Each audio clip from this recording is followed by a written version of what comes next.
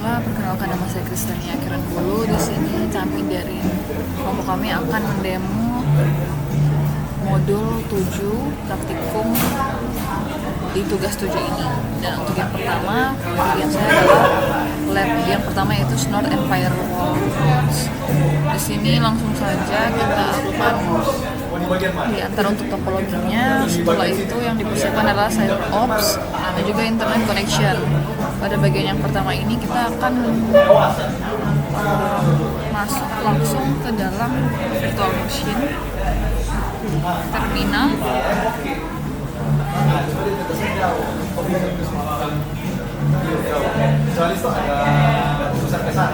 Langsung saja kita buka terminalnya, dan pada bagian ini kita akan masuk ke lab support files.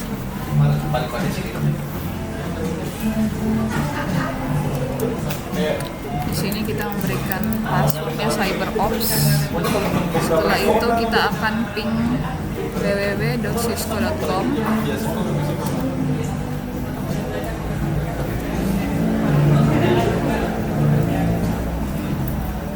Setelah itu langsung saja di bagian yang berikutnya kita bisa menghentikan ini dengan Ctrl C.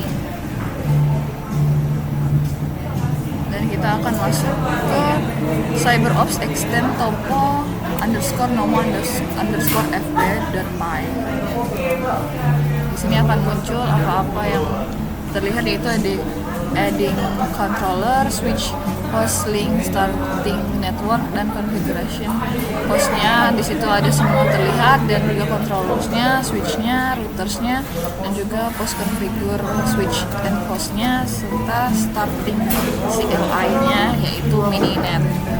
Di sini langsung saja extern R1 dia akan pergi ke terminal yang lain. Nah, di sini langsung saja kita akan menaruh yang ini. Karena pada bagian ini tidak bisa di copy, kita harus mengetiknya secara manual.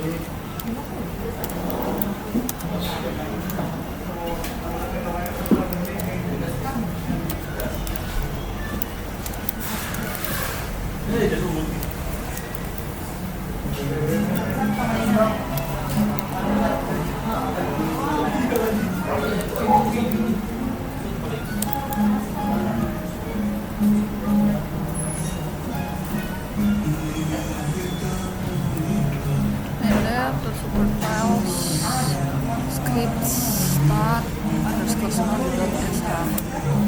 Saya di sini muncul semuanya, dan setelah itu di sini kita akan extend H5 dan juga H10.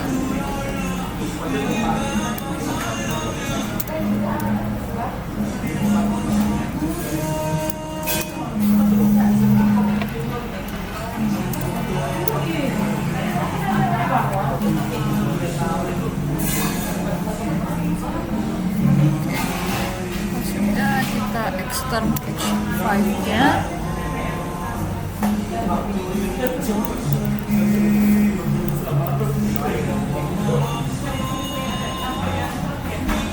Lakukan yang sama juga, dan juga kalau kita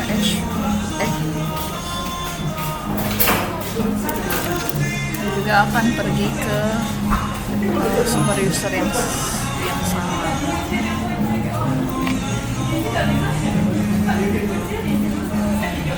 Dan di yang ke-10 ini kita akan masuk dan mengetik yang sama.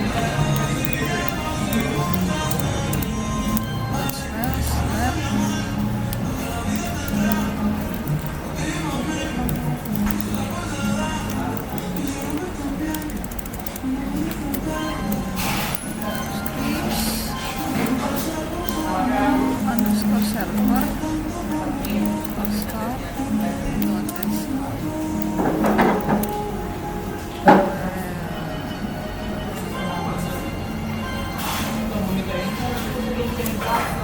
Oke, setelah itu kita akan taruh netstat admin tunpa.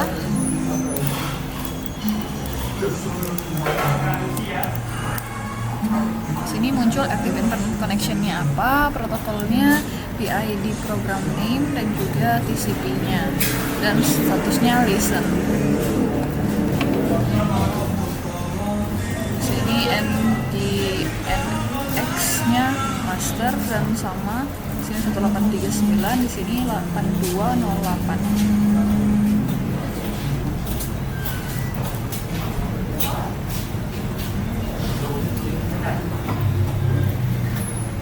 Setelah itu kita akan kembali kepada R1 nya, tapi bisa kita SS terlebih dahulu.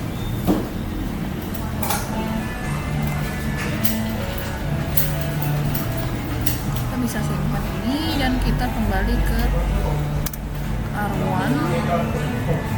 Di sini kita akan taruh tail min F R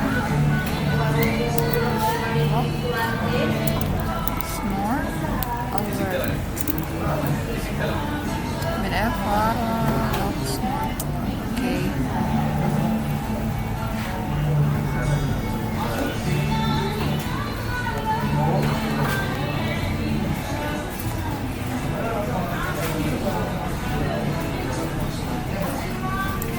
Nah, di sini karena tidak ada alert yang terrecord, jadi dia akan kosong atau no files. Apapun itu, jika dia di run sebelum ini, maka akan ada yang muncul. Tapi karena ini memang tidak ada, jadi saat di run tidak ada file, tidak ada filesnya. Selanjutnya kita akan ke H5-nya. Di H5 ini kita akan wget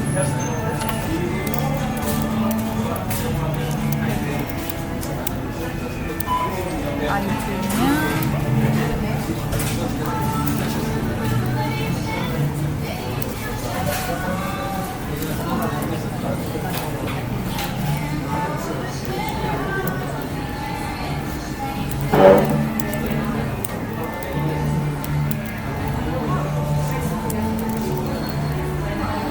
Ini langsung saja kita memastikan bahwa ini sudah sesuai. WG 209, 165, 202, 133, 64 kali, W32, Nimda, AMM, XP. Nah, di sini muncul connected.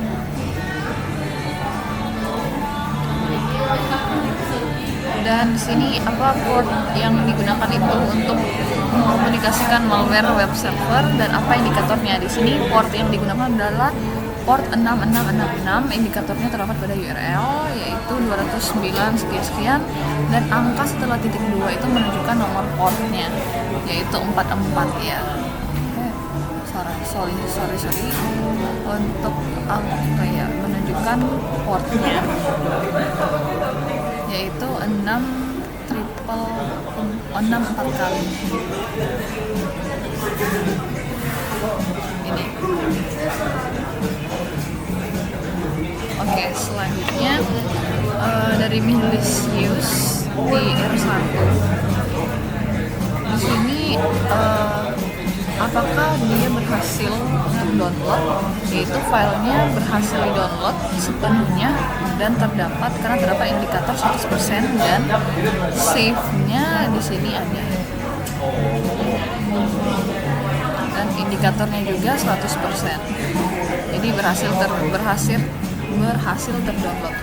Dan apakah ada IDS yang terbuat dari file ini? Ya, yaitu IDS ini kemungkinan menghasilkan alert terkait download files malware tersebut karena file yang diunduh adalah malware W32 Nimda XAX. Langsung saja di sini berdasarkan dari alert yang tertera, apakah source dan destinasi dari IP address-nya digunakan di dalam transaction-nya. Itu di sini source IP4-nya itu address-nya itu yang ini 209 sekian dan destinasinya atau alamat tujuan dari IP-nya yaitu 209.165.133. Ini untuk mengaksesnya, source-nya, dan ini adalah destination-nya. Dan untuk portnya yang digunakan yaitu port, kalau di sini 34484, kalau di sini port yang digunakan adalah 4754, dan destinationnya yaitu ini 666, dan pesannya itu direkam oleh IDS signature yaitu malicious server hit.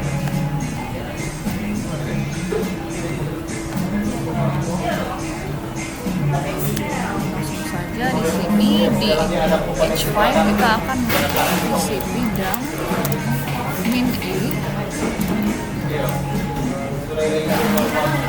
H5 min MA H0 min W min dan download.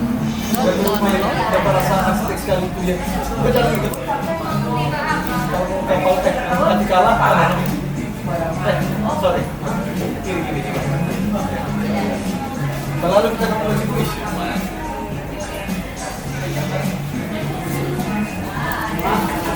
Nah, di sini muncul ya.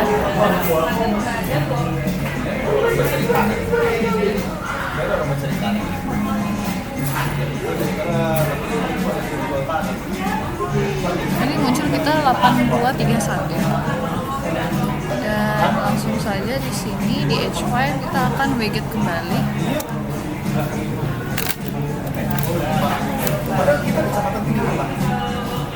Wget lagi.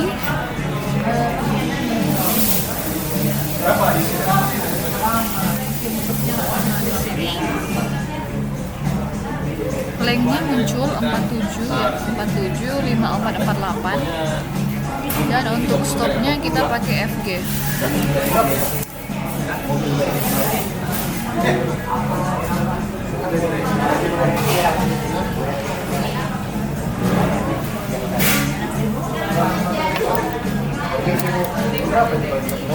Oke, di sini langsung muncul apa-apa saja yang terbuat, dan your directory dari yang sudah ada ini apakah dalam PCF file ini bisa digunakan sebagai analisis security atau keamanan, yaitu file PCAP ini berguna bagi security analysis untuk melakukan analisis lalu lintas jaringan seperti melihat paket data yang dikirim dan juga diterima, dan mengidentifikasi sumber serta tujuan serangan, dan menganalisis aktivitas malware yang terjadi di jaringan.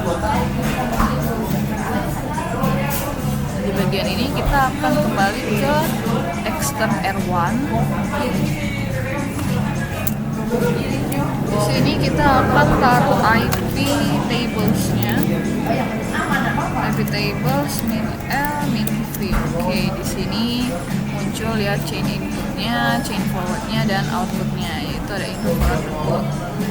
Dan untuk connectionnya kita langsung saja IP tables min T min I.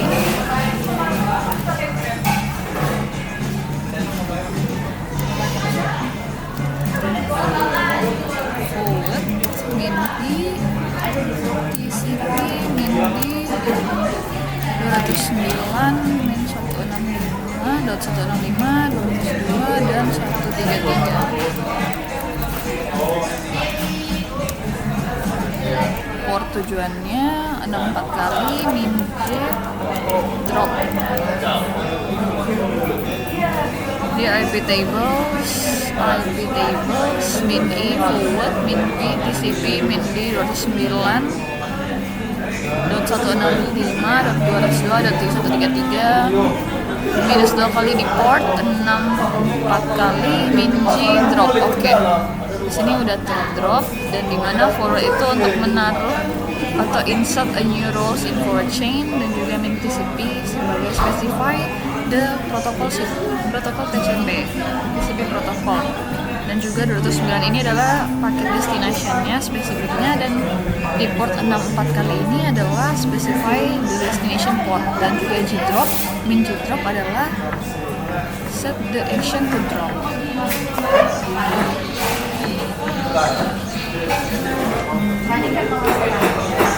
Dan langsung saja di sini kita akan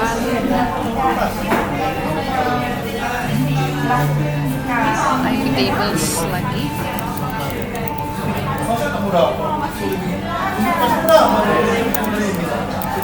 Min R, min V. Di sini langsung terlihat ya ada yang terdrop karena sudah dilakukan tindakan untuk menghapusnya, chain dropnya. Dan di H5 ini kita akan balik ke H5.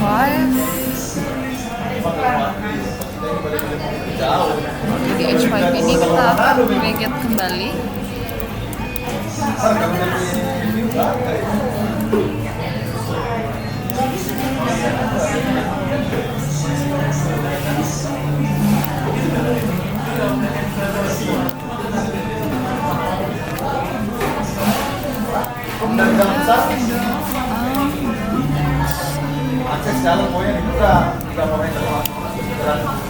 Sini dia connecting dan harusnya dia fail.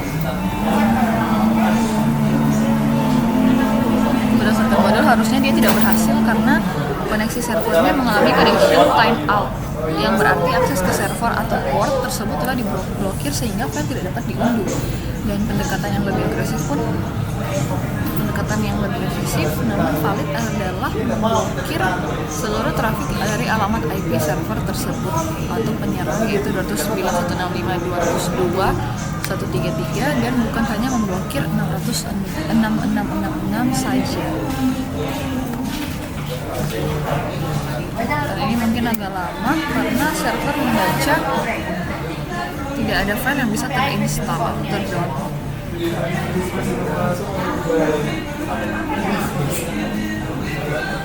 Dan untuk hasilnya dia tidak akan jadi atau fail. Dan langsung saja untuk keluar dari sini kita langsung sudo mn-c.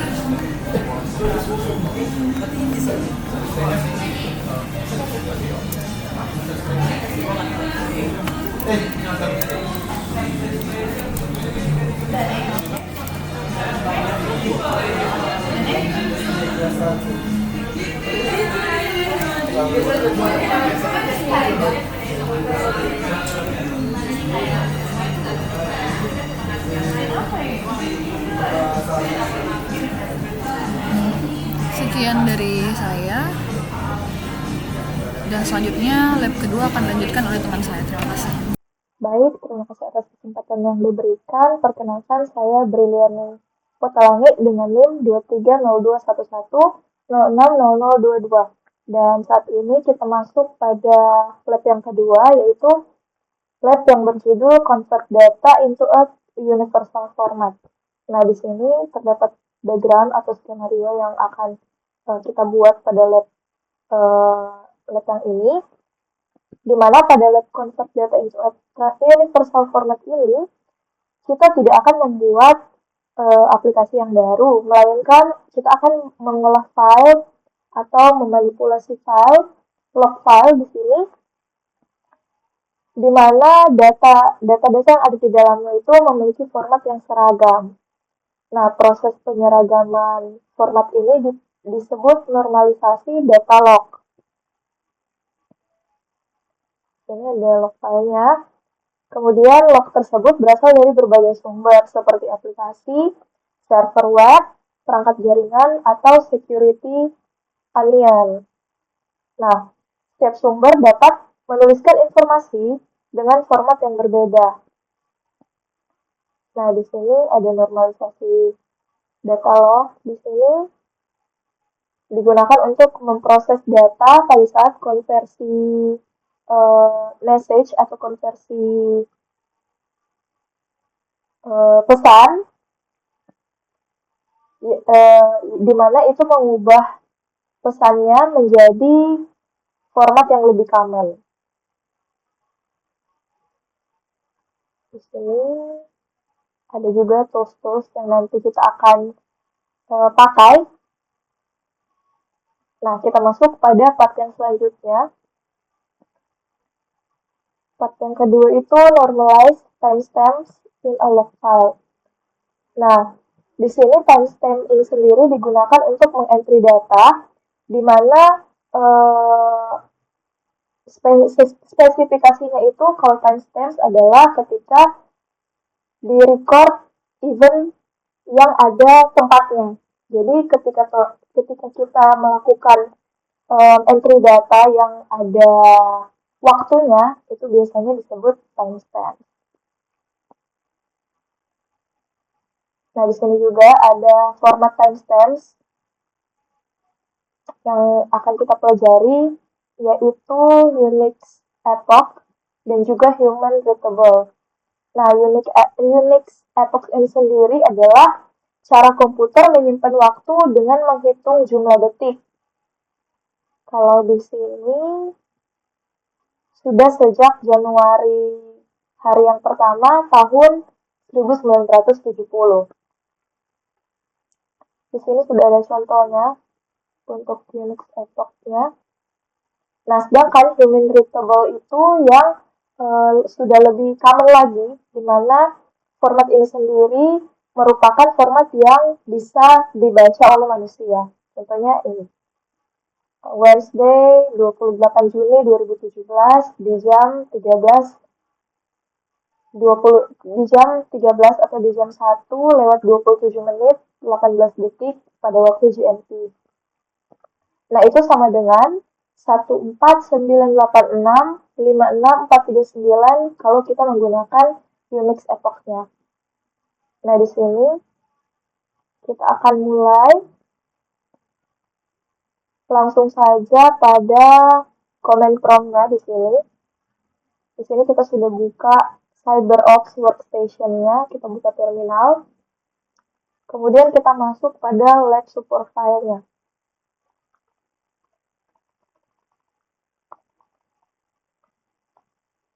Kita sudah masuk. Kita ls-1, kita cari yang ada namanya applications X in epoch log. Di sini ada, tertera.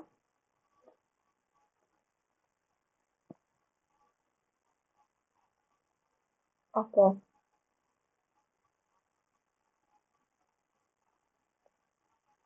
Nah, kemudian kita pakai command awk di sini untuk mengkonversi dan memprint hasilnya di dalam terminalnya kita ini. Kita command awk dan untuk memulai kita begin.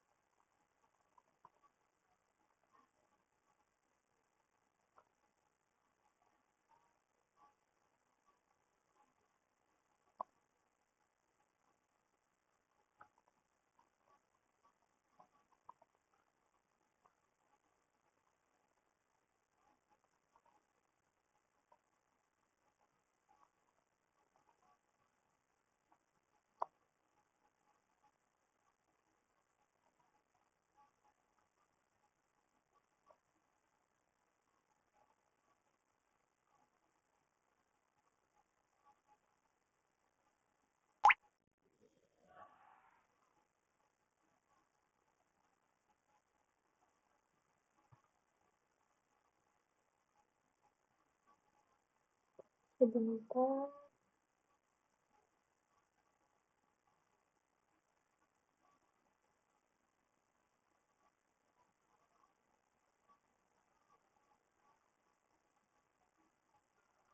Hmm.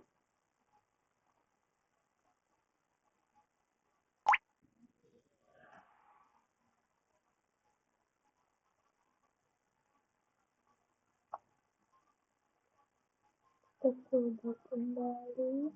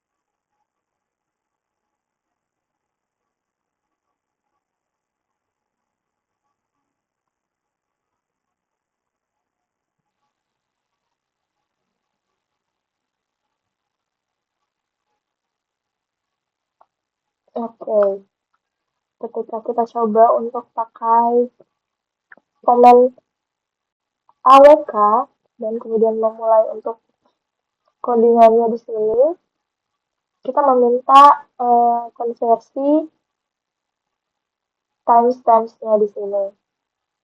Dari yang Unix Xbox yang tadi, kita ubah jadi yang lebih readable. Di sini muncul ada 1, 2, 3, 4, 5, 6, 7. Ada 7 output yang muncul di sini. Ada 18 Agustus, 19 Agustus, 7 September, 8 September, 9 September, 10 September, dan 1 Januari 1970. Nah, di sini juga ada beberapa keterangan dan makna dari setiap komen-komen yang ada. Di sini ada interpreter dari sistem AWK ini sendiri, ditandai dengan komen AWK, begin ini untuk memulai skripnya, dan di sini ada kurung kurawal menandakan aksi yang akan kita ambil di setiap line dan text file kita. Kemudian di sini ada fs sama dengan ofs. Di sini menandakan field separatornya. Kemudian ada logo dolar 3 di sini untuk value-nya. Value-nya ada pada kolom ketiga di line tersebut. Kemudian ada str shift time. Ini fungsi internal dari work time. Jadi ketika kita mengerjakan waktu, di sini kita parameternya dari str time, kemudian application x in epoch.log di sini untuk filenya, text file. Oke, kemudian di sini ada pertanyaan. Will the Unix epoch timestamps converted to human readable format? Will the other fields modified? Explain. Nah, jawaban saya di sini adalah ya, timestamp Unix epoch pada kolom ketiga berhasil diubah ke format yang lebih mudah dibaca oleh manusia. Kolom lain tetap sama karena script hanya menuliskan ulang nilai pada kolom ketiga, yang dengan demikian struktur 5 kolom pada log tetap dipertahankan. Oke, kita lanjut. Pada pertanyaan berikutnya, compare the contents of the line and printed output. Why is there the line Wednesday 31 Desember 1969? Nah, di sini baris tersebut berasal dari baris kosong yang ditambahkan di akhir file input. Sistem AWK tetap memprosesnya. Kolom ketiga yang kosong dianggap bernilai 0 epoch. Nilai 0 ditampilkan sebagai 31 Desember 1969 pukul 19.00 IST karena zona waktu yang ada. Nah, di sini sebagai tambahannya, tapi untuk yang pada percobaan atau live codingnya kita, yang tertambah itu adalah Thursday 1 Januari 1970 jam 12.00 AM. Nah, kemudian pertanyaan yang berikutnya, use nano to remove the extra empty line at the end of the file and run the AWK script again. Kita coba.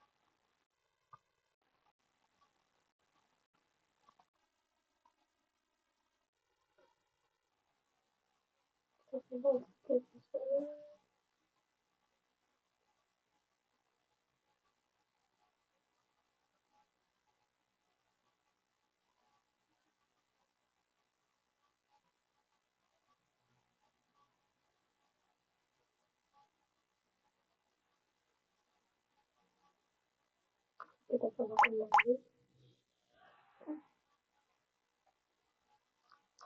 Kita masuk tadi ke yang tadi.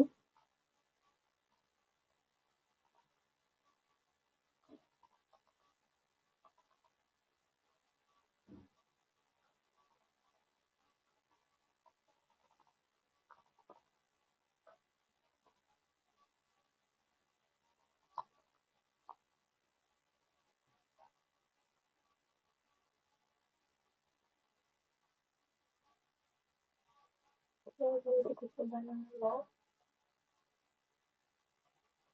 Nah, di sini muncul hanya tersisa 6 outputnya saja. Nah, jadi dari sini setelah baris kosong dihapus, hanya tersisa 6 entry log yang diproses. Timestamp pada kolom ketiga dikonversi dengan benar ke format yang lebih mudah dibaca. Tidak ada lagi baris tambahan dengan tanggal 31 Desember 1969, kalau seperti yang di sini, atau 1 Januari 1970, kalau kita coba tadi.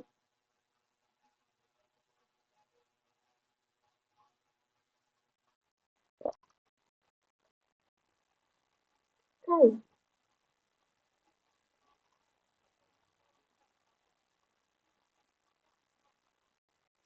Sekarang adalah what is printed by the comment above. Is this expected? Nah, di sini,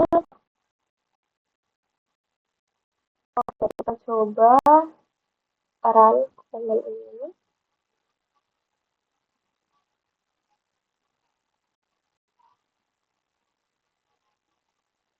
Nah, ketika kita coba run, tidak ada output yang terlihat di terminal karena operator lebih menghasilkan hasil. Seluruh hasil konversi disimpan ke file application X in human log. Hal ini sesuai dengan tujuan kita, yaitu menyimpan keluaran ke berkasnya atau ke file. Jadi tidak ada output yang muncul setelah kita coba command tersebut. Kemudian ketika kita ingin melihat log application X in human ya, kita pakai perintah cat.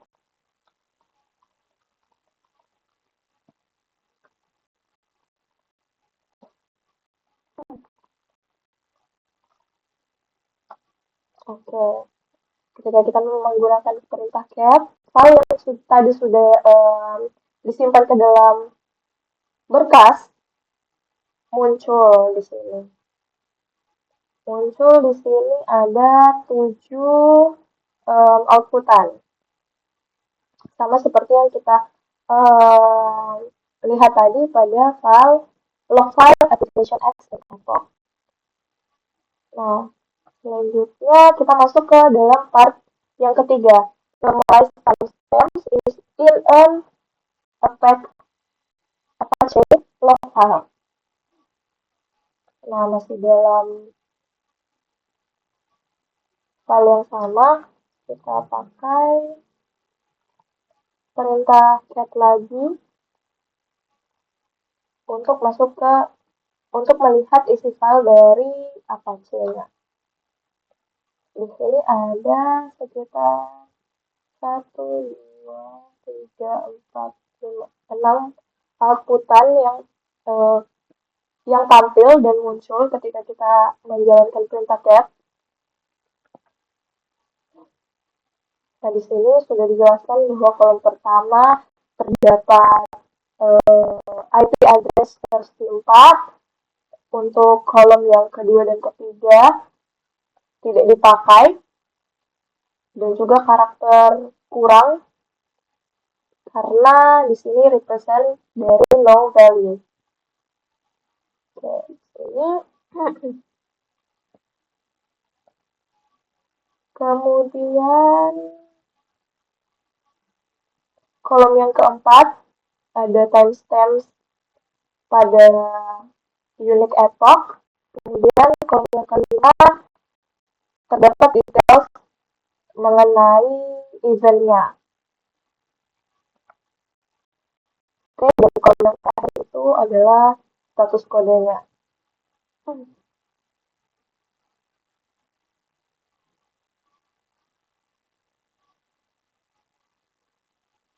Oke. Dan kolom yang terakhir di sini adalah size dari respon client-nya berdasarkan byte. For example, 12846. Kalau di sini yang kita dapati adalah 11382 ya.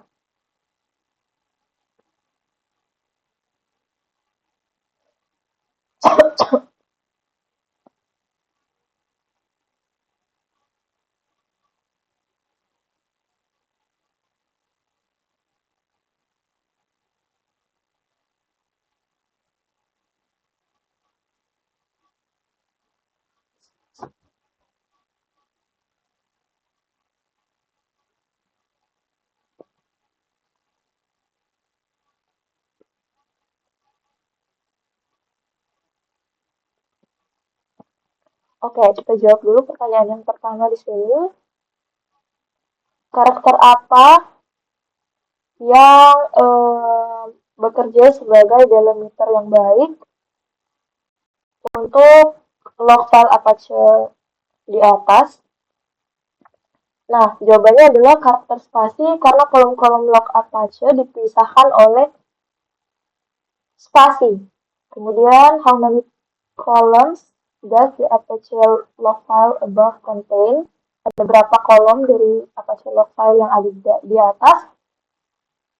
File log Apache tersebut memiliki 3 kolom. Ada 1, 2, 3, 4, 5, 6, 7. Kemudian, kolom apa yang terdapat unique epoch timestamps? Di sini jawabannya adalah pada kolom keempat atau 284.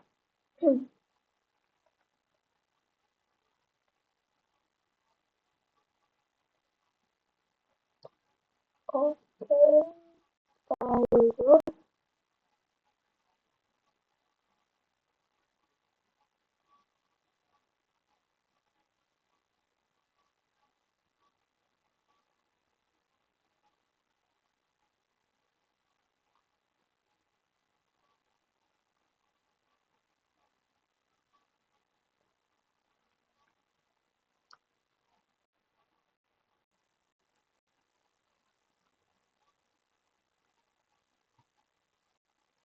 Kita lanjut saja.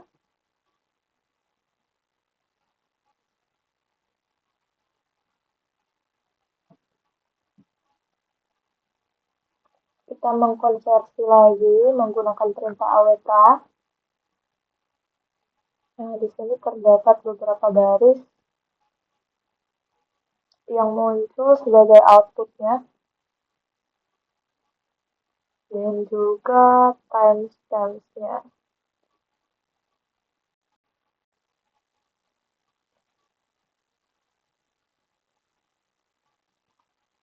Nah, di sini ada pertanyaan. Kita mendeskripsikan output yang muncul. Was the script able to properly convert the timestamps? Tidak. Tanda dalam kurung tutup kurung segi 4 pada $4 membuat nilai tidak valid sehingga hasilnya waktu epoch kosong.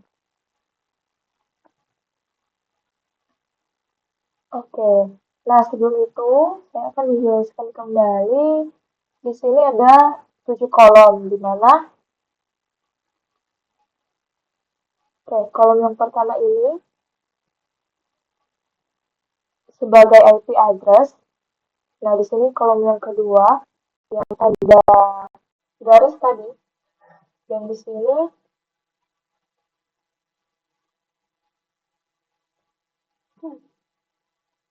kolom yang kedua dan yang ketiga tidak diperlukan karena hanya karakter garis yang muncul. Kemudian ini merupakan unique epoch-nya pada kolom keempat. Di sini ada 12190171600. Kemudian pada kolom yang kelima adalah merupakan detail-detailnya dari event yang muncul. Dia ditandai dengan dua tanda petik 2 get dan bla bla bla bla bla. Kemudian yang keenam HTTP status code di sini ya. 1.1 itu 1.1 juga oke. Dan kolom yang terakhir size of the response ya, yang ada di paling terakhir. Contohnya 13846, 4523, 6291 dan lain sebagainya. Kemudian kita lanjut lagi. Kita lanjut pada bagian D. Now, what are the relevant differences between the application X in epoch log dan Apache in epoch log? Kesalahan disebabkan oleh format input dan bukan oleh tujuan konversinya. File application X berisi angka epoch murni pada $3 dan memakai delimiter, sedangkan file Apache memakai spasi di sini untuk menandakan kolomnya, dan $4 ini yang menandakan unique epoch-nya serta timestamps dalam tanda dalam kurung segi 4. Nah, kemudian di sini untuk fix problemnya kita pakai perintah ini. Oke.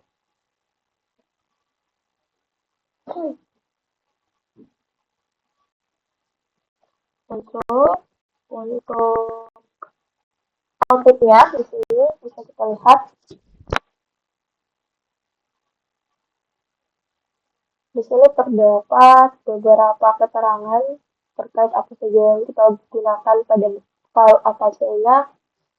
Ada GSub, ada tanda ini, kemudian tanda petik dan $4. Kita lanjut saja pada bagian yang berikutnya. Kita print. Oke. Kita di sini print sudah pakai GSub. Nah, di sini pertanyaannya, was this script able to properly convert the timestamp this time? Describe the output. Ya, GSub menghapus tanda dalam kurung tutup kurung sehingga nilai epoch pada kolom keempat dapat dikonversi. Output pertama yang menunjukkan timestamp angka tanpa tanda kurung siku. Output kedua menunjukkan timestamp dalam format waktu yang mudah dibaca atau binary readable. Kemudian part yang selanjutnya kita akan belajar tentang log file preparation in security onion. Kita nanti buka VM yang security onion. Nah, di sini terdapat beberapa keterangan di mana di sini ELSA Enterprise Log Search and Archive, yaitu PLO framework yang didesain untuk menganalisa network traffic-nya, TCP, UDP, ICMP, DNS activity, dan FTP activity, HTTPS, request and replies, dan SSL atau TLS handshakes. Nah, yang pertama kita diminta untuk beralih ke security onion. Kita save dulu.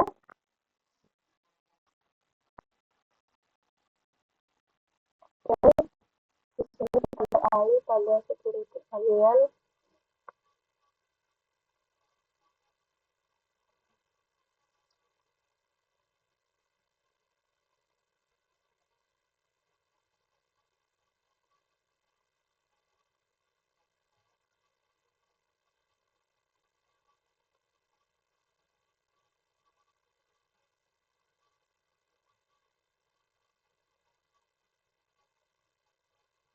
Oke, di sini karena saya sudah pernah masuk ke VM tersebut dan sudah menggunakan username analyze dan juga password DevOps, maka dia langsung menampilkan tampilannya seperti ini di sini.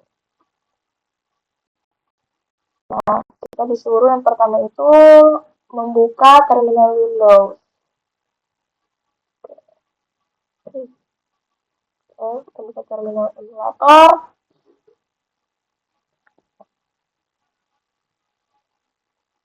Atau ini cara yang kedua juga. Right click desktop dan open terminal here. Oke, seperti itu. Oke, kemudian kita masuk ke bagian yang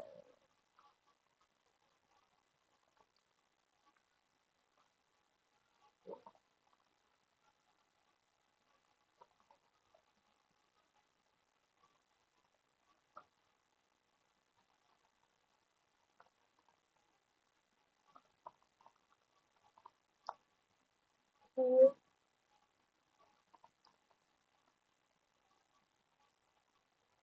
Oke, kita berhasil masuk, kita lihat isinya.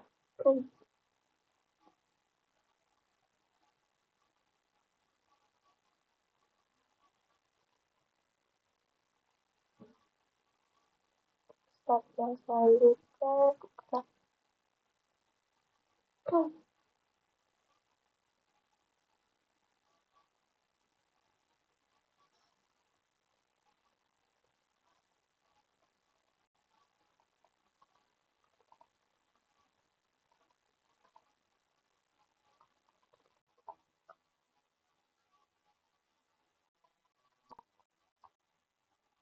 ini masih melihat isi dari log file yang digambar below di sini.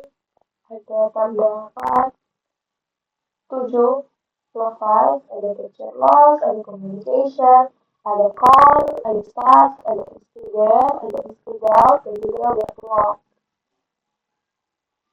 Oke, kemudian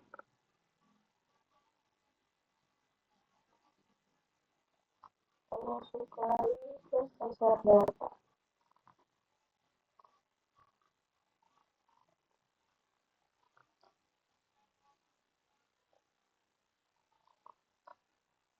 Oke, di sini ada 4 sensor data, yaitu set onion 0 sampai set onion 3.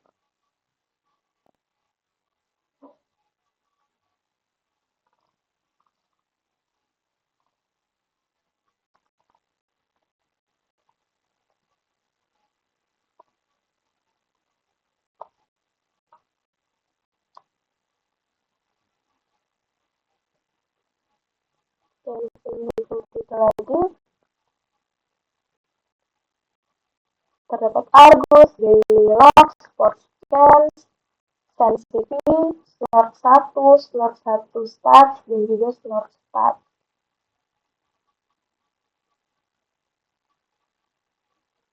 Kemudian kita masuk pada step 5.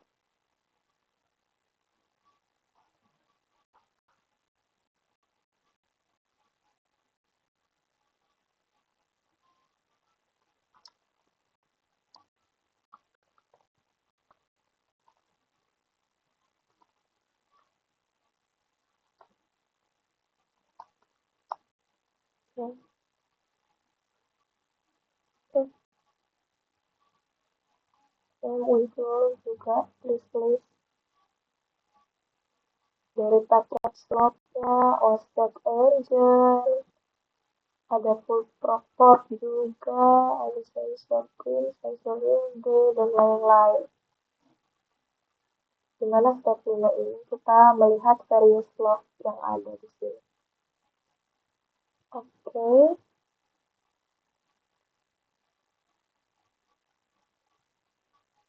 Nah, di sini ada pertanyaan. For each one of the tools listed above, describe the function, importance, and placement in the security analysis workflow. OSPEC merupakan hits yang menganalisis log dan integritas file pada host untuk mendeteksi ancaman. Dalam alur analis, OSPEC menambah bukti dari sisi endpoint ketika alert di triase. Full port sendiri di sini adalah alat untuk mengunduh, memperbarui, dan mengelola rules node. Alat ini menjaga signature IDS tetap mutakhir sebelum traffic menghasilkan alert. Selanjutnya ada Sphinx. Sphinx di sini mesin indeks dan pencarian teks yang mempercepat pencarian logs pada ELSA. Dalam investigasi, Sphinx membantu analis mempertemukan atau menemukan event terkait dengan cepat. Squad adalah antarmuka web untuk menampilkan dan menelusuri event atau alert jaringan. Alat ini dipakai saat triase untuk memvisualisasikan alert dan melakukan pivot investigasi. Nah, sekian dari penjelasan lab convert data into a universal format dari saya.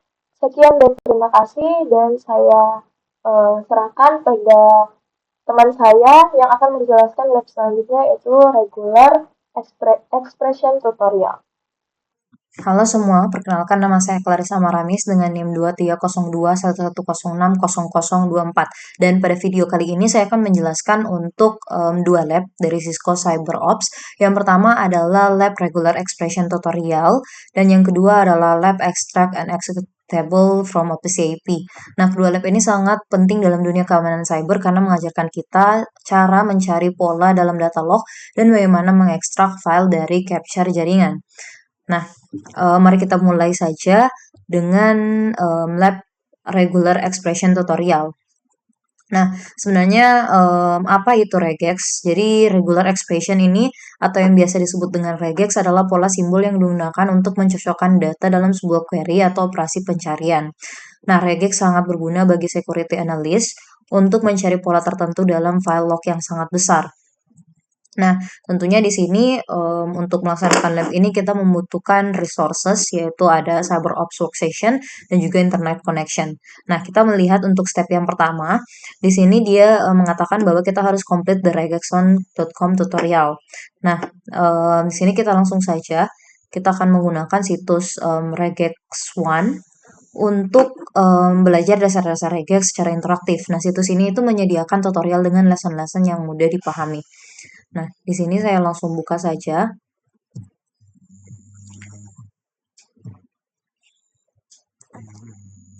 Nah, di sini sebenarnya ada juga jawabannya. Misalnya untuk matching characters di bagian sini, saya langsung tuliskan saja ABC.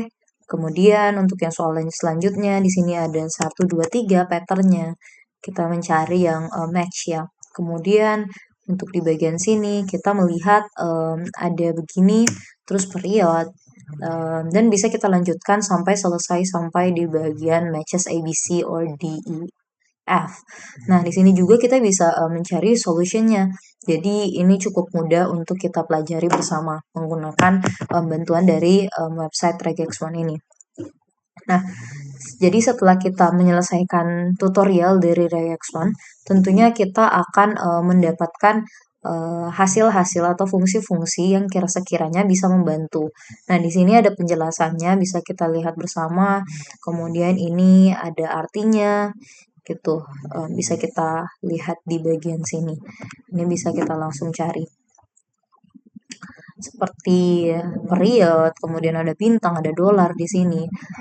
Kode-kode yang kita anggap biasa saja ternyata mempunyai arti sendiri untuk setelah kita mempelajari di regex.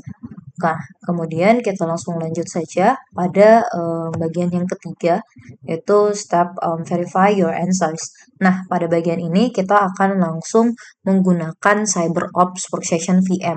Nah, di sini karena bagian A kita diminta untuk masuk ke CyberOps, maka saya langsung buka saja untuk virtual machine saya. Virtual box saya, VM.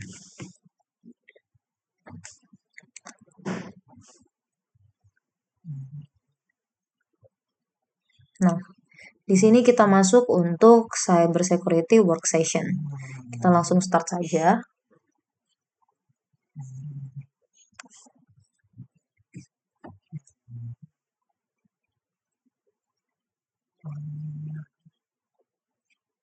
Jadi pada bagian ini kita akan memverifikasi pola regex menggunakan file logstash tutorial log yang ada di CyberOps Workstation VM. Sini kita menunggu saja untuk Cyber Security Lab VM Workstation-nya terbuka.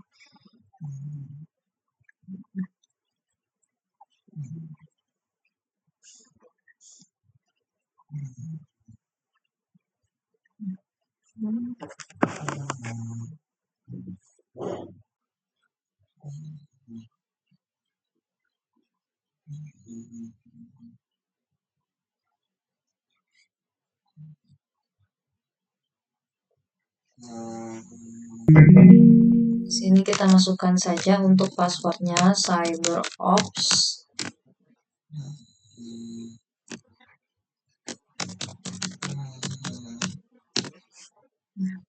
Yang kita tunggu, kita lihat untuk langkah yang selanjutnya.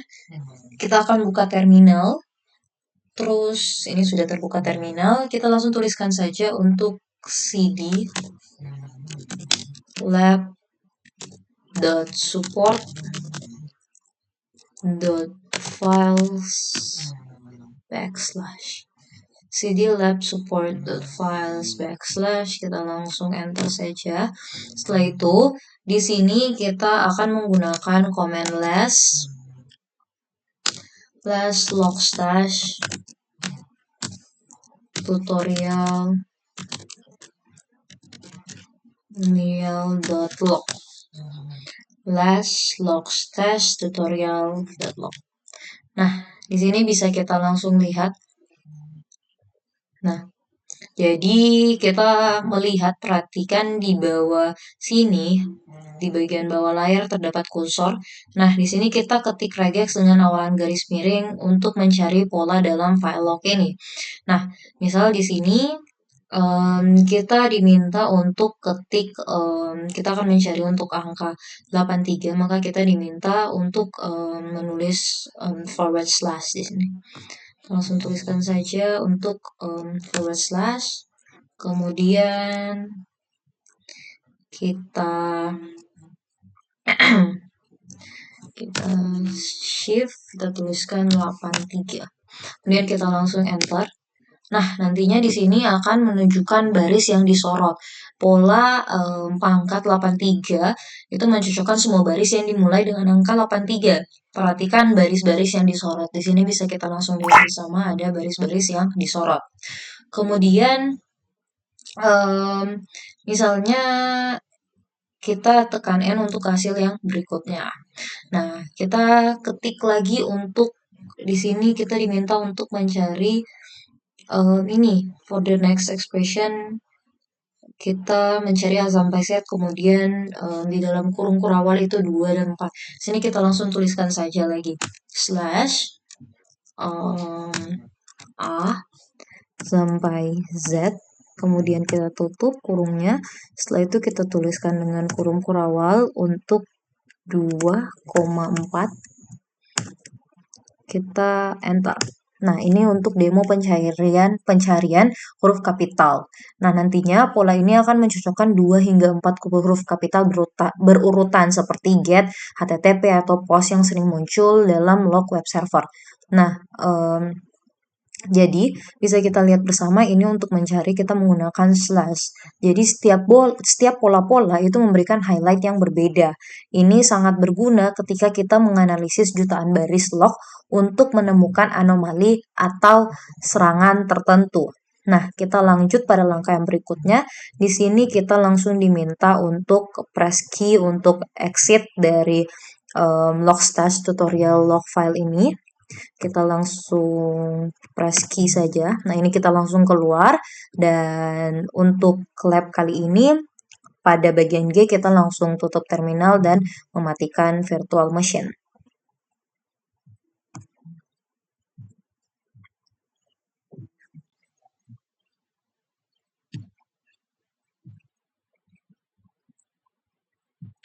Nah, sekarang kita akan langsung masuk pada lab yang kedua, yaitu lab extract and executable from PCAP. Nah, pada bagian ini kita akan menganalisis file PCAP dan mengekstrak executable dari dalamnya. File PCAP ini adalah rekaman paket jaringan, seperti rekaman CCTV dari lalu lintas jaringan. Nah, di sini tentunya kita memerlukan required resources, ada CyberOps Workstation VM, dan juga internet connection tentunya.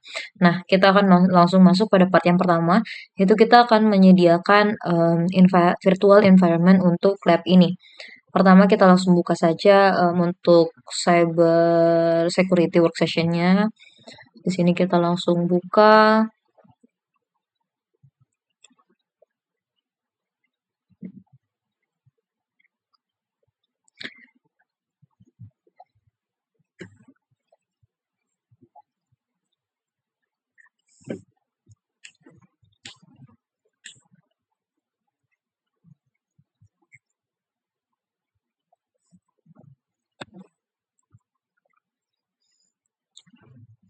Nah, nantinya ketika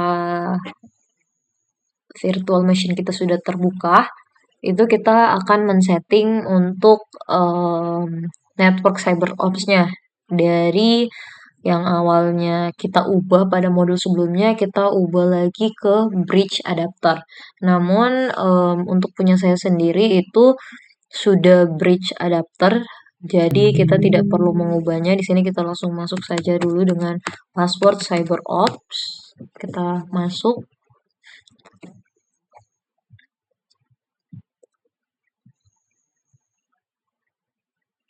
Nah, ini untuk bridge adapter if necessary jika diperlukan. Jadi karena saya juga tidak pernah mengotak-atik untuk bagian itu, saya tidak akan masuk mengganti untuk bridge adapter karena memang punya saya defaultnya adalah bridge adapter. Kemudian di sini kita akan menuliskan untuk command sudo ya. Kita langsung copy saja supaya lebih cepat.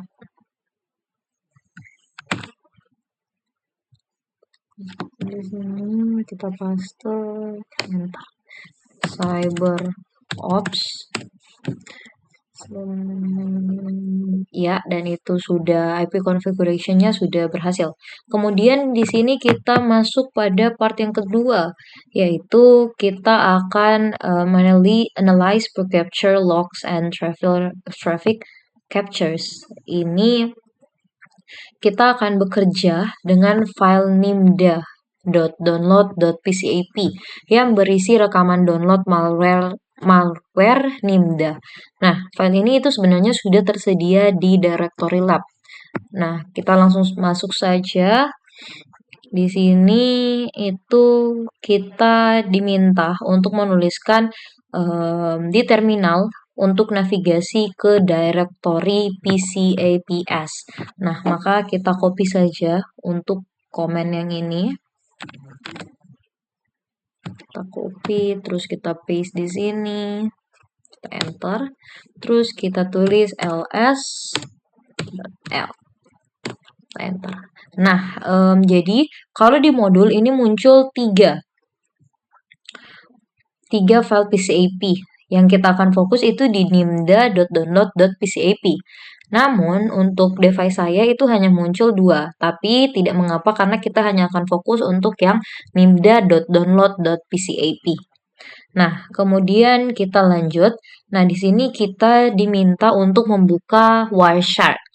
Membuka file ini menggunakan Wireshark. Nah, sebenarnya apa itu Wireshark? Wireshark sendiri itu adalah tool analisis jaringan yang memiliki antarmuka grafis sehingga lebih mudah digunakan dibandingkan TCP dump. Nah, di sini itu query yang diberikan adalah Wireshark /gtk nimda.download.pcap. Namun untuk GTK sendiri itu dari awal kita mencobanya tidak pernah jadi karena sudah diganti. Maka di sini kita hapus saja untuk GTK-nya. Kita hanya tuliskan Wireshark nimda.download.pcap, kita langsung enter, maka kita tinggal menunggu Wireshark untuk terbuka.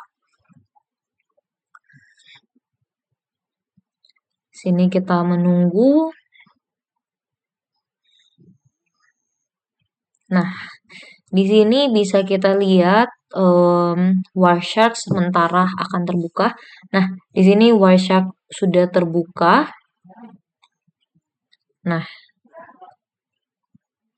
Wireshark setelah Wireshark terbuka, dia akan menampilkan semua paket-paket yang terekam. Perhatikan untuk paket-paket yang di bagian pertama.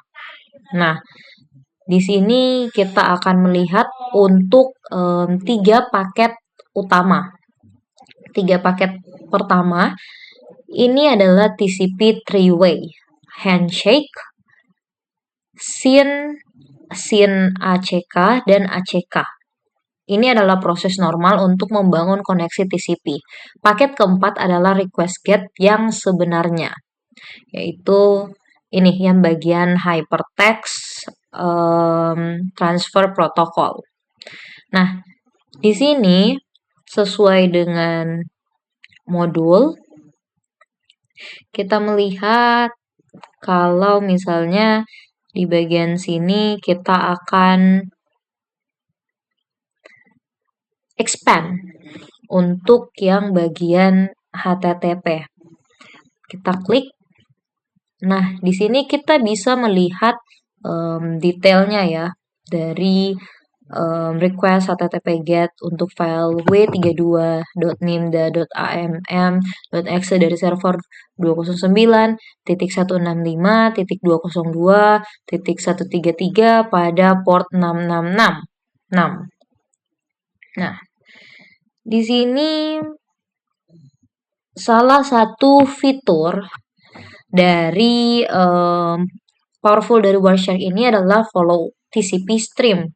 Jadi fitur ini mengkonstruksi seluruh sesi TCP dan menampilkannya dalam satu window. Nah, jadi kita langsung lihat saja ya. Di sini kita lihat, kita akan klik kanan pada scene yang pertama. Ini scene yang pertama, kita klik kanan. Terus habis itu kita pilih follow TCP stream.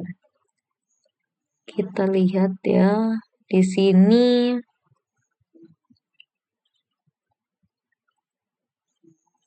follow TCP stream, tampilannya agak berbeda. Kita follow TCP stream. Nah, setelah itu kita lihat juga perbandingan dengan yang di modul. Wireshark akan menampilkan another window yang berisi detail-detail dan menampilkan banyak simbol dan karakter aneh. Tenang, ini bukanlah noise, tetapi ini adalah data biner dari file executable yang ditransfer. File exe ini adalah file binar, bukan teks, sehingga ketika ditampilkan sebagai teks muncul karakter-karakter yang tidak terbaca. Nah, kita akan scroll untuk menemukan karakter yang terbaca. Nah, ini bisa kita lihat ya. Nah, di sini kalau misalnya kita scroll, nah di sini kita bisa menemukan beberapa kata yang bisa dibaca seperti nama, DLL, dan string yang tertanam dalam executable. Ini adalah bukti bahwa file yang ditransfer adalah program Windows yang nyata. Nah di sini kita langsung close saja untuk menutup window follow TCP stream. Kita close, kemudian kita lihat pada yang selanjutnya. Nah, ini bukan noise ya, ini menjadi pertanyaan juga dalam modul. Kemudian setelah itu kita lanjut, yaitu mengekstrak file dari PCAP. Nah, pada bagian ini, inilah bagian yang paling menarik. Jadi pada bagian ini kita akan mengekstrak file Excel langsung dari file PCAP. Wireshark itu memiliki fitur export objects yang memungkinkan kita mengekstrak file-file yang ditransfer melalui HTTP. Nah, kita lihat pastikan paket get request keempat masih terpilih. Kita pilih. Kemudian setelah itu kita akan klik menu file. Kita export object. Kita lihat di sini ya. Kita export objects-nya, kemudian kita klik yang HTTP. Nah, setelah itu, Wireshark akan menganalisis capture dan menemukan semua objek HTTP yang ada. Proses ini mungkin akan memakan beberapa detik. Di sini kita lihat saja, terus habis itu bisa kita lihat ya, di bagian sini ini sudah muncul untuk window HTTP object list-nya. Nah, terlihat itu hanya ada satu file, yaitu w32.nimda.amm.exe. Ini sesuai ekspektasi karena capture hanya merekam satu sesi download. Kita hanya memilih untuk yang bagian keempat, yaitu yang HTTP ya, yang get. Nah, sekarang kita akan, ini juga menjadi jawaban dari modul. Sekarang kita akan save untuk file ini. Kita akan melihat di directory home analyst, kita akan menyimpan file ini. Kita klik file ini, kemudian kita tekan untuk tombol save. Nah, di sini kita navigasi ke folder home.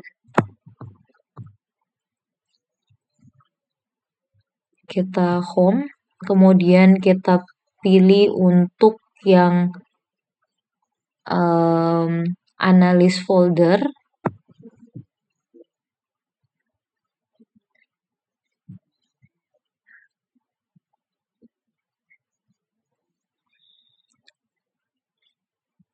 Terus setelah itu kita klik save.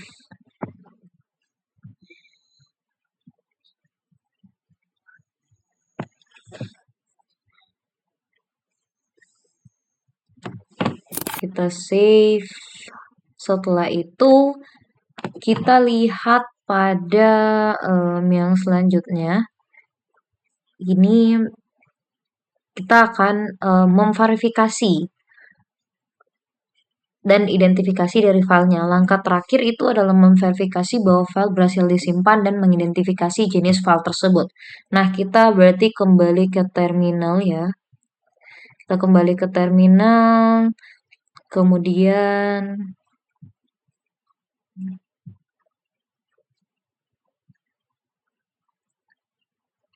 kita akan melihat kalau misalnya untuk bagian yang tadi itu sudah tersave atau belum. Nah, di sini kita tuliskan cd home analyst. Kita ls min l. Nah, di sini bisa kita lihat kalau misalnya file w32.nimda.amm.exe itu sudah berhasil kita save dengan ukuran 345.088 bytes. Nah, sekarang kita akan gunakan perintah file untuk mengidentifikasi tipe file ini. Nah, di sini ada juga pertanyaan kalau misalnya apakah file itu tersave? Iya, file itu tersave. Kemudian kita akan coba untuk run perintah yang ini. Kita copy saja. Nantinya bisa kita paste di sini.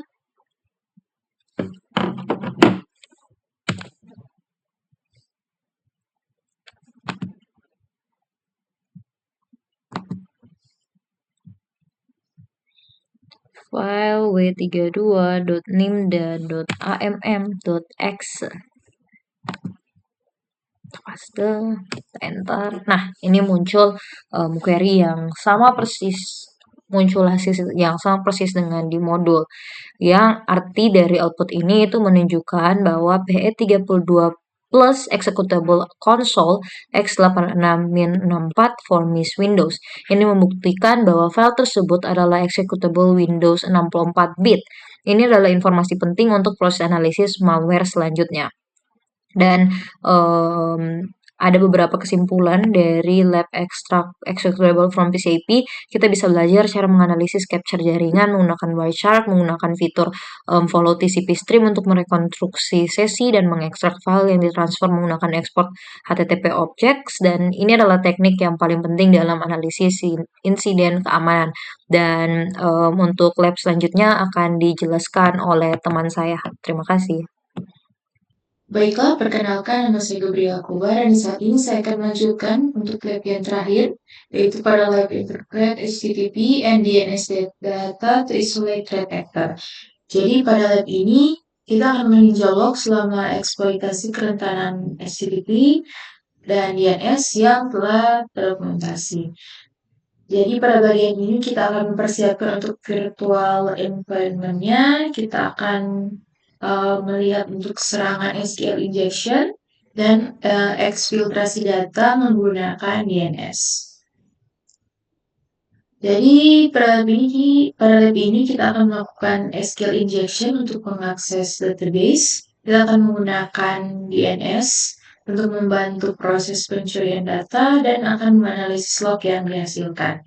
Di mana yang kita butuhkan di sini ada 4 virtual machine, yaitu ada CyberOps, Kali, Metasploitable, dan juga ada Security Engine. Kita masuk pada bagian pertama, kita akan menyiapkan untuk virtual environment-nya. Jadi kita akan masuk saja ke Oracle Virtual Box-nya. Dan di sini kita akan melihat di bagian Cyber Security, kita akan melihat akan memeriksa jaringan pada CyberOps. Kita akan buka pada network dan kita bisa lihat di sini di bagian network itu pada bagian attached to itu sudah internal network, select nama juga sudah inside. Oke, jadi karena sudah sama kita oke. Dan sekarang kita akan menjalankan keempat VM ini. Dan saya telah menjalankan keempat-empatnya. Di sini bisa dilihat telah running. Di sini bisa lihat ada security onion-nya, ada cyber security, ada Kali, dan juga ada Metasploitable-nya. Kita masuk pada CyberOps. Kita masuk CyberOps. Oke, di sini kita diminta untuk memasukkan sudo lab support ini.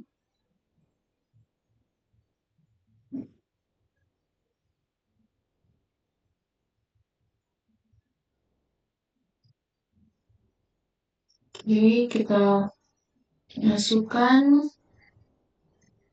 Jadi minta masukkan password.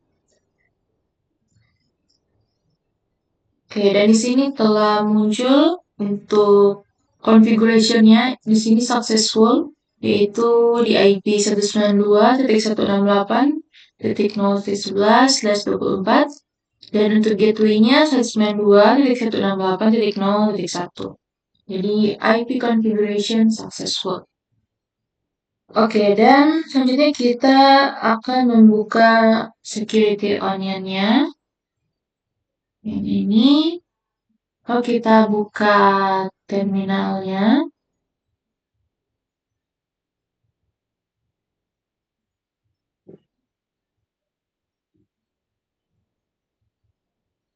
kita akan memasukkan untuk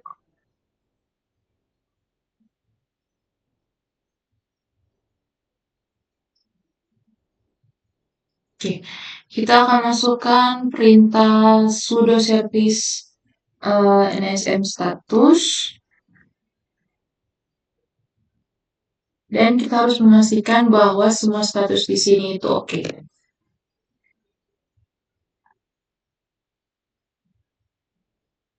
Oke, kita bisa lihat di sini semua status di sini itu oke. Oke, kita masuk di bagian selanjutnya yaitu untuk bagian investigate SQL injection.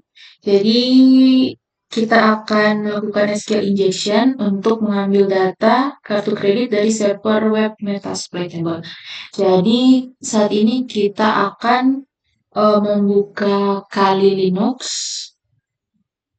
Kita buka Kali. Oke, dan kita buka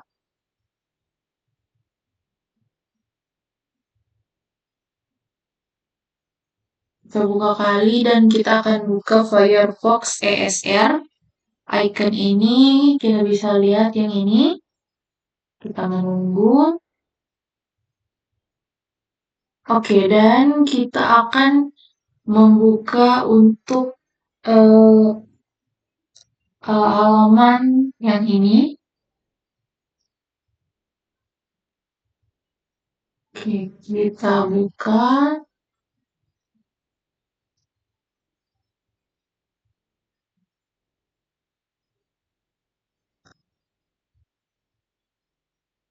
Oke, ini sudah muncul 200-nya di 165.300.235. Oke, dan kita diminta untuk mengklik yang multi-gli day ini. Oke, kita telah lihat bersama. Dan kita akan masuk ke menu WhatsApp ini.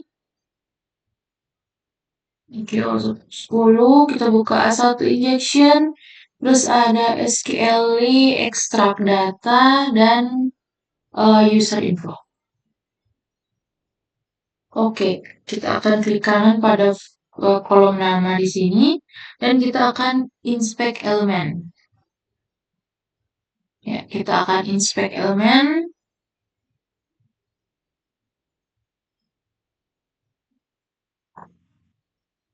Oke, dan pada kolom username kita akan mengubah nilai 20. Yang ini kita akan ubah. Kita akan ubah menjadi 100. Yang sebelumnya 20 kita ubah jadi 100.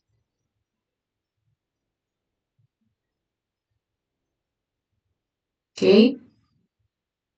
Yang dimana dengan tujuan untuk membuat query-nya itu lebih panjang supaya dapat terlihat. Jadi kita akan memasukkan, lalu kita diminta memasukkan untuk query ini union select pada field name. Baiklah, di sini kita lihat telah muncul untuk hasil dari kartu kredit yang diekstrak dari database. Jadi kita bisa lihat di sini ada informasi username, password, dan juga ada signature-nya.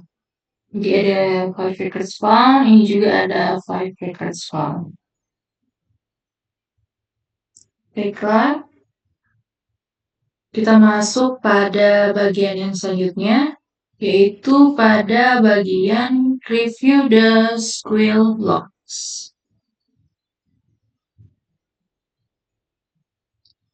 Baiklah, jadi pada bagian ini kita akan masuk di VM Security Onion.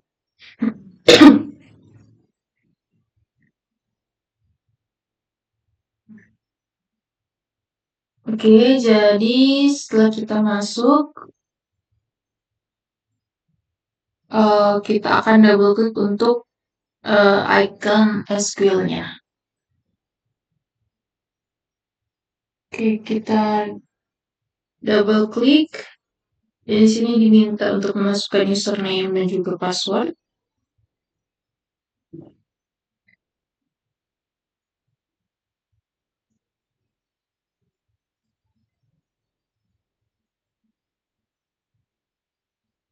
Jadi kita akan klik select all untuk memantau seluruh jaringan.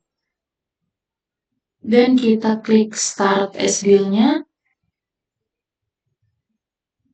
Dan kita bisa lihat di sini.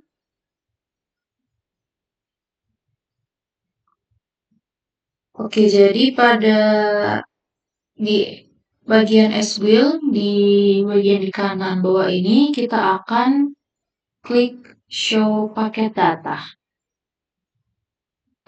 Kita show paket data dan juga show rule untuk melihat detail alert yang dipilih.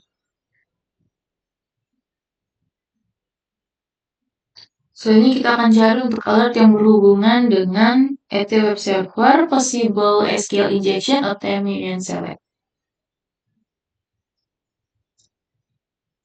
Baiklah, kita akan melihat untuk detail alert yang muncul. Jadi kita akan klik pada alert ID di sini, kita akan klik kanan, kita akan select untuk transkrip. Dan bisa kita lihat di sini telah muncul perintah get yang menggunakan operator union untuk mengakses informasi dari kartu kredit. Oke, jadi informasi apa yang ditampilkan? Jadi kita bisa melihat transkrip window itu menampilkan seluruh transaksi komunikasi HTTP yang terkait dengan serangan, termasuk dengan penyerang dan juga server webnya. Jadi permintaan GET yang berisi payload SQL injection ini menggunakan union select, dan selanjutnya ada informasi komunikasi antara klien dan juga server, serta ada juga respon server yang berisi data kartu kredit yang berhasil diambil. Jadi dari transkrip ini dapat disimpulkan bahwa penyerang itu berhasil untuk mengakses dan mengekstrak informasi sensitif dari database.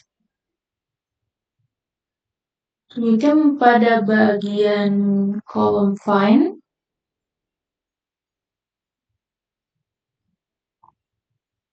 oke, kita bisa memasukkan username.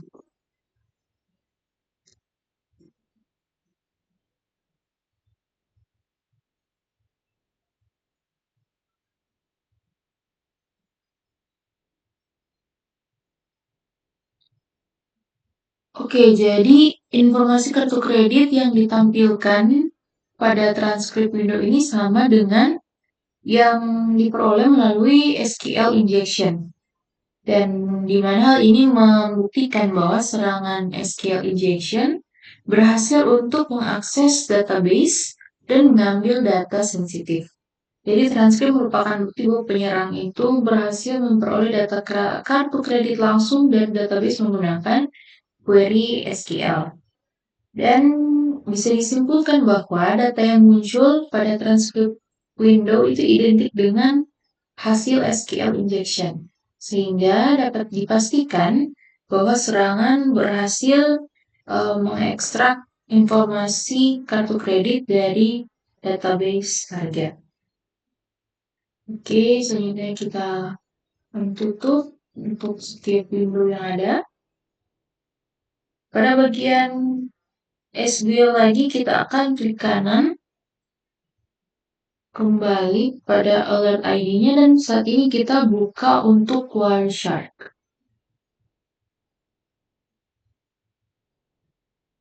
Oke, kita akan right click untuk salah satu paket TCP-nya.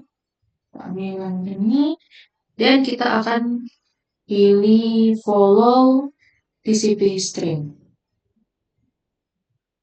Dan bisa lihat di sini, kita bisa lihat terlihat ada request get di sini dan juga ada data hasil eksfiltrasi. Jadi informasi kartu kredit yang muncul harus sama dengan yang terlihat pada transkrip sebelumnya.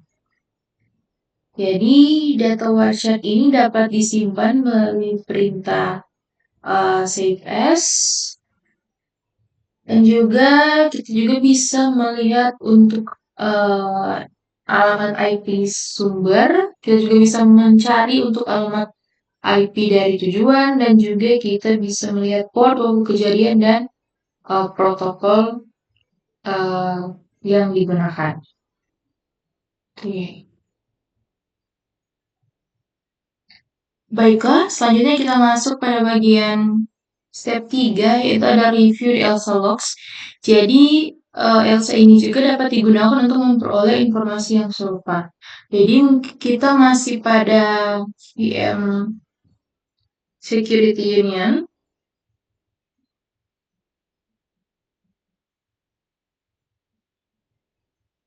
Oke, jadi ketika kita masih di Security Union, kita akan start ELSA-nya. Oke, kita bisa lihat di sini muncul pesan your connection is not private.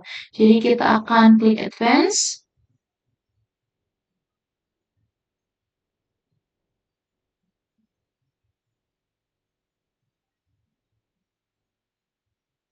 Oke, jadi telah muncul. Kita telah masuk pada bagian localhost-nya. Jadi kita akan login. Ini untuk username-nya.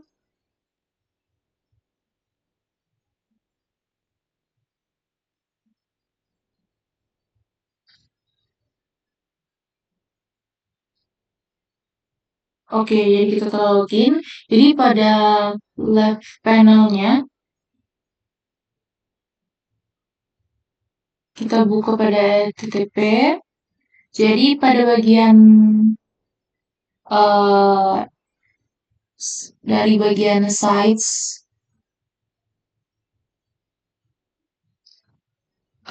kita pilih top potential SQL injection.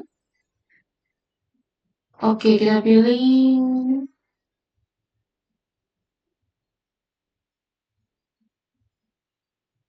Lalu kita pilih untuk 209.165.200.235. Dan di sini telah muncul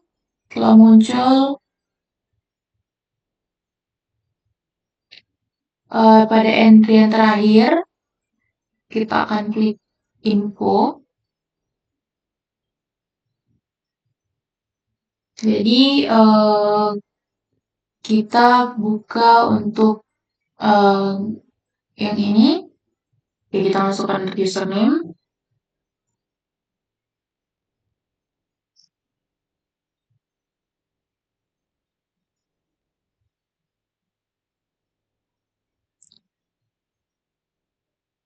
Oke, jadi pada CAPME ini digunakan karena merupakan antarmuka web yang memungkinkan pengguna dapat memperoleh transkrip PCAP dan juga bisa mengunduh file PCAP.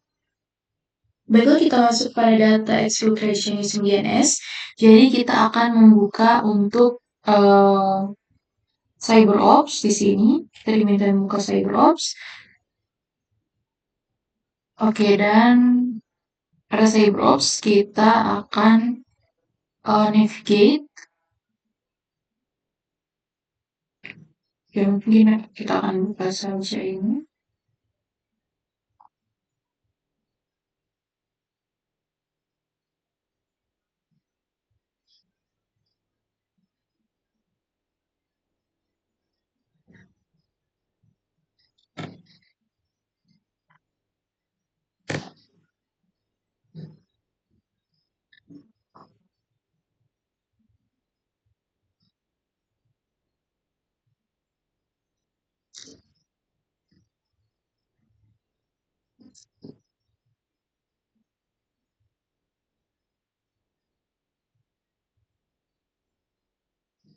Oke, kita akan masukkan XXD, confidential txt.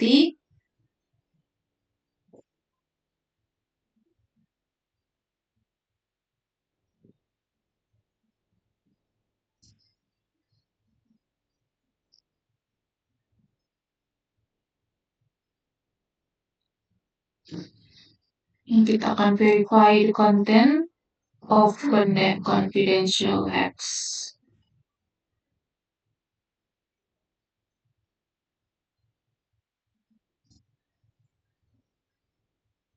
Oke, jadi pada bagian selanjutnya, jadi kita telah masukkan untuk kita menggunakan XXD command di sini, dan kita telah verify menggunakan cat confidential hex.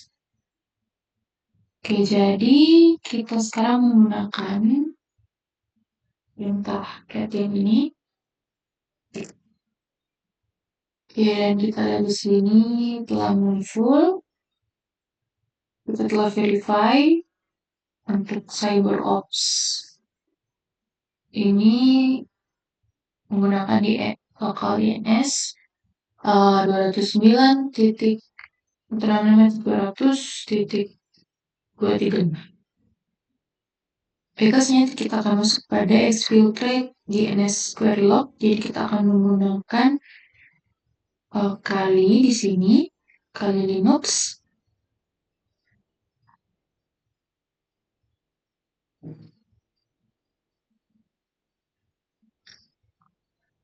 Oke, pada Kali Linux. Kita akan buka untuk terminal.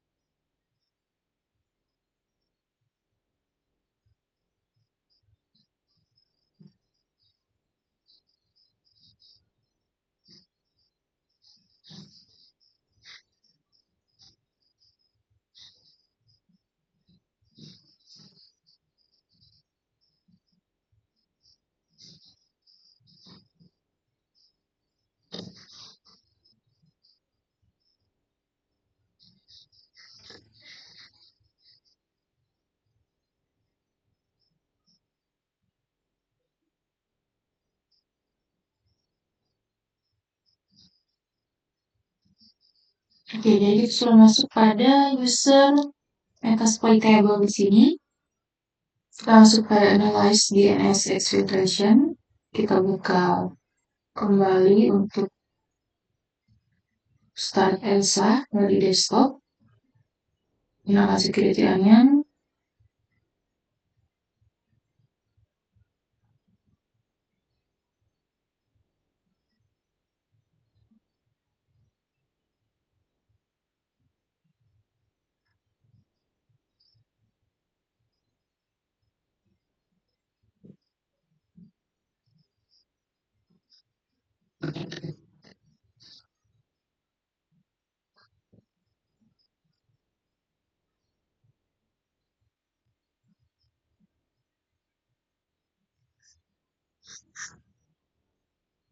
Kita buka pada bagian DNS, atom request,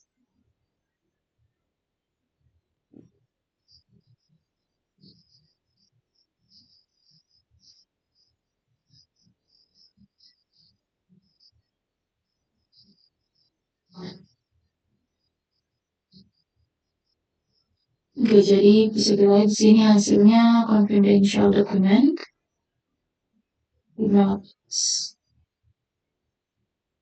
Oke, jadi jika seluruh string heksadesimal atau hex-stringnya terus dikonversi kembali ke bentuk ASCII, hasilnya akan menampilkan data asli yang sedang dieksploitasi melalui query DNS. Di data tersebut berisi informasi yang sensitif seperti nomor kartu kredit, CVV, tanggal kadaluarsa, dan juga data lain yang berasal dari database korban. Jadi hasil decoding menunjukkan bahwa DNS digunakan sebagai media untuk mengirim atau memfiltrasi data sensitif dari sistem korban ke pihak penyerang. Jadi pada lab praktikum interpret HTTP NDS data atau isolate threat vector ini itu menunjukkan bahwa bagaimana penyerang dapat memanfaatkan SQL injection untuk memperoleh akses tidak sah ke database dan juga dapat mengekstrak informasi sensitif berupa data kartu kredit. Jadi dapat dideteksi melalui sistem IDS dan dianalisis melalui SQL, Wireshark, serta ELSA untuk mengidentifikasi pola dari serangan, payload yang digunakan, dan juga data yang berhasil dicuri. Jadi pada bagian ini juga menunjukkan bahwa DNS itu dapat disalahgunakan sebagai media eksfiltrasi data. Jadi data yang dicuri dikonversi ke dalam bentuk heksadesimal dan dikirim melalui query DNS, sehingga terlihat seperti lalu lintas DNS normal. Jadi dengan melakukan analisis log DNS dan proses decoding, proses decoding heksadesimal, isi data yang dieksfiltrasi dapat direkonstruksi kembali. Jadi dapat disimpulkan bahwa pemantauan dan analisis log HTTP dan DNS ini sangat penting dalam proses investigasi keamanan jaringan karena mampu membantu analis mengidentifikasi metode serangan, sumber ancaman, dan juga data yang menjadi target pencurian. Sekian dari saya, terima kasih.